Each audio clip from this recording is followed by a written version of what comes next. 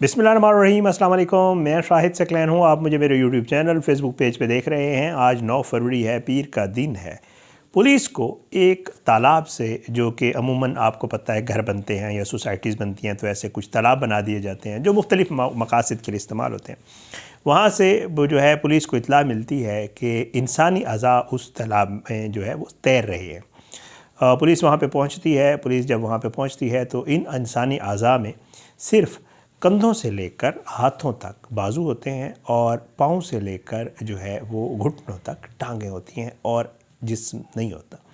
बहरहाल पुलिस वो अज़ा इकट्ठे करती है और पुलिस जो है वो तलाश करती है उसी तालाब में जो मुख्तलिफ़ अज़ा और होते हैं, जो बॉडी के और अज़ा बके अज़ा होते हैं, लेकिन वहाँ से उनको कुछ भी नहीं मिलता और पुलिस के लिए ये एक बहुत ही ब्लाइंड मर्डर केस बन जाता है। समझ नहीं आ रही होती कि ये शख्स कौन है और इसका कैसे पता चलेगा कि ये हैं किसके।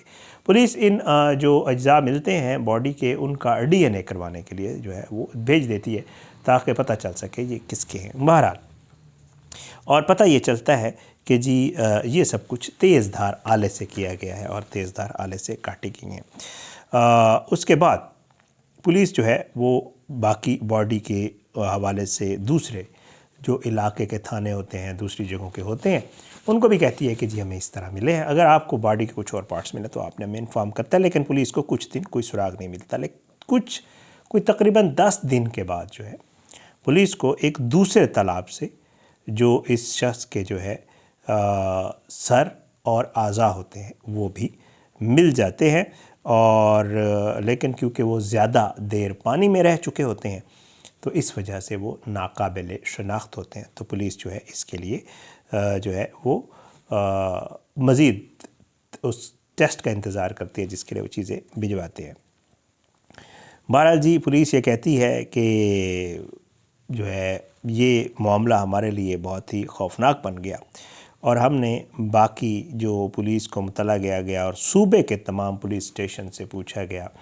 ये वाक़या पंजाब का है, चकवाल का है और वो कहते हैं कि जी अगर इनके, हमने उनसे पूछा कि अगर इनके इलाके में गुज़श्ता 2 हफ़्तों में, क्योंकि 10 दिन पुरानी तकरीबन लग रही होती है, किसी शख्स के गुमशुदा होने की रिपोर्ट दर्ज हुई हो तो उसके बारे में मालूमात का तबादला करें।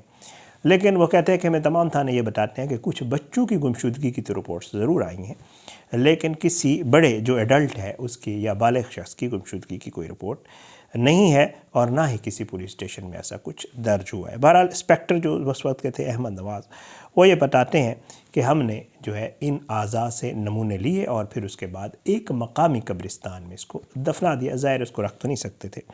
और उसके बाद जो है वो कहते हैं कि जब हमने ये सैम्पल्स DNA के लिए ले गए तो हमने एक चीज़ चेक की कि जो हमें शुरू में बाजू और टांगें मिली, उनमें से जो बाजू था, एक बाजू, उसके ऊपर एक ज़ख़म का निशान था। तो वो ये कहते हैं कि जी बज़ाहिर ये लग रहा था कि जो शख्स कत्ल हुआ है इससे पहले जो मुल्ज़िम है, मारने वाला, और ये जो मरने वाला है, इनके दरमियान कोई लड़ाई ज़रूर हुई है, जो ज़ख़म का निशान था। और फिर मुल्ज़िम जो मारने वाला था उसने मुक्का मारा है इसके बाजू के ऊपर और ज़ख़म का निशान जो है वो बन गया है। वो कहते हैं कि जब हमने इस ज़ख़म के निशान की तस्वीर ली और उन्हें ज़ूम इन करके देखा कि ये किस चीज़ का ज़ख़म है और ये कैसा लगा है, तो कहते हैं कि जी हमें इन जो ज़ख़म का निशान था उससे जो है ये वाज़े नज़र आया कि ये ज़ख़म का निशान किसी तेज़ धार आले से नहीं बल्कि किसी अंगूठी के लगने से हुआ है। जैसे किसी ने हाथ में अंगूठी पहनी और उसने मारी हो कोई चीज़, हाँ, मुक्का मारा और अंगूठी से ये ज़ख़म का निशान बन गया। बहरहाल वो कहते हैं कि जी हमने इसकी तफ्तीश का दायरा बढ़ाया और उन लोगों को हमने अपनी तफ्तीशी टीम में शामिल किया जो इस तरह के ब्लाइंड जो मर्डर, अंधे कातिल होते हैं, उनका सुराग लगाने के माहिर थे। वो कहते हैं कि जी हमने जब चेक किया कि ये अंगूठी कैसी है तो कहते हैं कि हमें पता ये चला कि जो अंगूठी का निशान है वो अमूमी तौर पर इलाके में जो मेले मुनक़िद होते हैं वहाँ पे आम तौर पे जो बिकती है अंगूठी वो उस तरह की अंगूठी है। तो कहते हैं कि जी हमने इस मामले की छानबीन की और गुज़श्ता बरस 14 जुलाई को एक शख्स जिसका नाम फजल नबी था मुतलका थाने में आए और कहा कि जो इंसानी अज़ा बरामद हुए हैं वो उनके जवां साल बेटे इमरान ख़ान के हैं, क्योंकि ये गुज़श्ता बस मार्च के महीने का ये मामला था। तो कहते हैं कि जी जो है ये फजल नबी नाम का शख्स जो है वो आया और उसने कहा कि जी वो मेरे बेटे के हैं और इन जवां साल बेटा इमरान है जो कि 1 महीने से घर से गायब था। और इस मुकदमे की तफ्तीशी टीम ने फजल नबी शख्स का जो है DNA का टेस्ट लिया और फिर कब्र कुशाई के बाद इन इंसानी अज़ा के नमूने के भी टेस्ट करवाए गए जो फजल नबी के DNA से मैच कर गए। सो ये मसला हल हो गया कि ये शख्स कौन था। वालिद मिल गया, पता चला नाम इमरान था और इसको अब किसने कत्ल किया है पुलिस कहती है हमने ये चेक करना था। पुलिस ये बताती है कि जी हमने जब ये पता चल गया ये कौन है तो इसके जो इस्तेमाल में नंबर था वो हमने पूछा और नंबर मिलने के बाद हमने इसकी जो है वो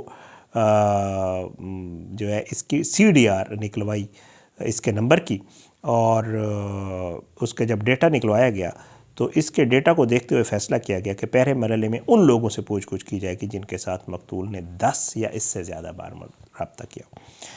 तो तफ्तीश टीम के सरबराह ये कहते हैं कि ज़मन में मुतअद्दिद अफराद को तो शामिल तफ्तीश किया गया और उनके मकतूल और के दरमियान राब्तों की नौइयत के बारे में जब उनसे पूछा गया तो उन्होंने कहा कि इस डेटा के मुताबिक मकतूल एक ही नंबर पर रोज़ाना की बुनियाद पर किसी शख्स से रब्ते में होता था और वक़ूए से पहले 7 रोज़ के दौरान दिन में 5 या 6 मरतबा रब्ता होता रहा। इतना फ्रीक्वेंट रब्ता था उस शख्स के साथ इसका।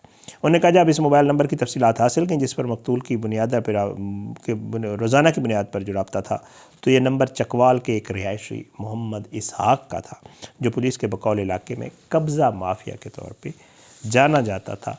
ये भी जो शख्स था ये भी एक मुल्ज़िम एक जराइम पेशा शख्स था और इसका रिकॉर्ड भी ऐसा ही था। तफ्तीशी टीम ये बताती है कि जब हम इनके डेरे पर पहुँचे तो मुल्ज़िम के दाएं हाथ में उसी तरह की अंगूठी थी जिसका निशान मकतूल के बाजू पर था। यहाँ पर इनको ये हो गया कि इस शख्स ने भी ऐसी अंगूठी पहनी हुई है। तो कहते हैं कि जी पुलिस ने मुल्ज़िम के हाथ की उंगली में पहनी हुई अंगूठी को उतरवाया और उसको ज़ख्म के निशान की तस्वीर के साथ मैच किया जो मकतूल के बाजू पे था। उन्होंने कहा कि इसी बुनियाद पर पुलिस ने जो है वो मुल्ज़िम इसहाक को तफ्तीश के सिलसिले में हिरासत में लिया और फिर गिरफ्तारी डालकर अदालत से मुस्लिम का जिस्मानी रिमांड हासिल कर लिया। उन्होंने कहा पहले तो मुल्ज़िम मकतूल को शनाख्त करने से इनकारी था, फिर 2 दिन बाद मुल्ज़िम ने इकबाल जुर्म करते हुए कहा कि उसने ही इमरान को कत्ल किया है। क्यों? वजह सुनिएगा। उन्होंने कहा कि मुल्ज़िम ने दौरान तफ्तीश बताया कि इमरान को कत्ल करने से पहले हमारी हाथापाई भी हुई थी। बाद अज़ां लाहौर हाई कोर्ट के रावलपिंडी बेंच ने मुल्ज़िम इसहाक को ज़मानत पर रिहा कर दिया। ताहम इस मुकदमे का ट्रायल जो है वो आइंदा हफ्ते शुरू होगा। डिस्ट्रिक्ट एंड सेशन जज चकवाल ने पहले मुल्ज़िम की दरख्वास्त ज़मानत मुस्तरद की थी लेकिन फिर मुल्ज़िम ने लाहौर हाई कोर्ट में दरख्वास्त दी जिसे मंजूर कर लिया गया। मुल्ज़िम के वकील का कहना है कि इस वक़ूअत से मुतल्लिक़ पुलिस के पास कोई ऐनी शाहिद नहीं है, सिर्फ एक अंगूठी का निशान है और वकील का कहना है कि मुल्ज़िम ने इतराफ़ जुर्म कर लिया। इसकी पुलिस के सामने इतराफ़ जुर्म की कोई कानूनी हैसियत नहीं होती है, जो कि उनका पॉइंट ठीक है। कैसर अब्बास साहब वकील हैं उनके। अच्छा, वजह क्या बताई गई इस कत्ल की? तो बताया यह गया कि मकतूल इमरान मुल्ज़िम के भांजे, मकतूल इमरान जो था वो मुल्ज़िम के भांजे का गनमैन था जिसे 2023 में उसके मुखालिफ के ग्रुप के अरकान ने गोलियां मारी थी। अब जो इमरान था जो मारा गया वो एक शख्स का गनमैन था जिसे 2023 में मारा गया था और वो शख्स जो है वो ये इस इमरान को जिसने मारा उसका भांजा था। उन्होंने कहा कि जिस वक्त मुल्ज़िम के भांजे का कत्ल हुआ उस वक्त मकतूल इमरान उसके साथ बतौर गनमैन ड्यूटी कर रहा था। DPO के मुताबिक मकतूल इमरान मुल्ज़िम इसहाक के भांजे के कत्ल का वाहिद चश्मदीद गवाह था।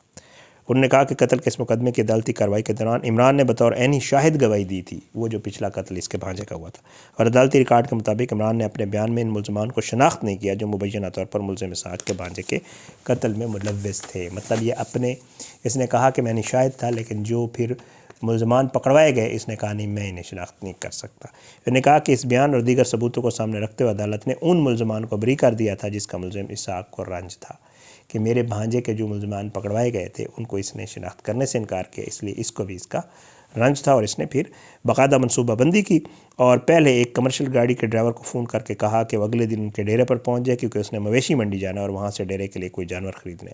उन्होंने कहा कि मनसूबे के मुताबिक कमर्शियल गाड़ी का ड्राइवर जब मुतलका जगह पर पहुंचा तो वहाँ पर पुलिस के बकौल मुल्ज़िम इसहाक के हाथ पाँव रस्सियों से बंधे हुए थे। जब इसको रस्सियों से आज़ाद किया गया तो मुल्ज़िम ने खुद इस वाक़े के बारे में पुलिस को 15 पर कॉल की और जाए हादसा पर पहुँचने वाले पुलिस एहलकारों को इस वाक़े के बारे में बताया। उन्होंने कहा कि पुलिस ने गर्च इस मुबैना डकैती की वारदात का मुकदमा दर्ज किया था लेकिन जब इस बारे में तहकीकात की गई और जो शवाहिद इकट्ठे हुए तो उसके मुताबिक ऐसा कोई वाक़या रूनुमा ही नहीं हुआ था। DPO काशिफ ज़ुल्फ़िकार का कहना है कि दौरान तफ्तीश मुलज़िम ने बताया कि उसने डकैती का यह ड्रामा इमरान को कत्ल करने के 7 रोज़ बाद बनाया ताकि किसी को इस पर शक ना हो। उन्होंने कहा कि मुलज़िम ने इमरान खान के सर पर कोई भारी चीज़ मारी थी, जिसके बाद तेज़ धार आले से उसके जिस्म के टुकड़े करके उसे बोरी में बंद करके एक निजी हाउसिंग सोसाइटी के तालाब में फेंक दिया था। ये कहानी है कि किस तरह पुलिस जो है, अगर चाहे, मैं अक्सर अपनी वीडियोज़ में कहता रहता हूँ कि ये सारी पुलिस की नीयत पर डिपेंड कर रहा होता है। अगर वो चाहे तो मुश्किल से मुश्किल केस भी सॉल्व कर लेती है, और अगर ना चाहे तो फिर आसान से आसान केस भी उनको नहीं मिल रहा होता।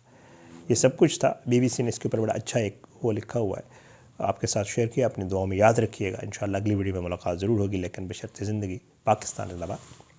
अल्लाह हाफ़िज़।